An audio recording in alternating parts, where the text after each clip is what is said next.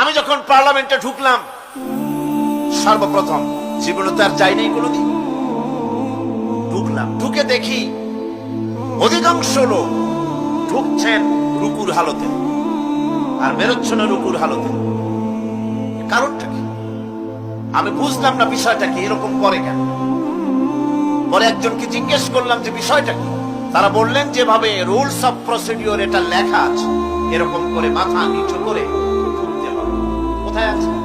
আমি rules of procedure নিলাম, দেখলাম তার ভিতরে সত্যি সত্যি লেখা আছে article number 263 rules of procedure, যে বই দিয়ে, যে বিধান দিয়ে সংসদ চলে, এর ভিতরে পরিষ্কার ভাবে লেখা রয়েছে সংসদ সদস্যগণ এই হাউসের ভিতরে প্রবেশ করাকালীন এবং বহির্গমনকালীন স্পিকারকে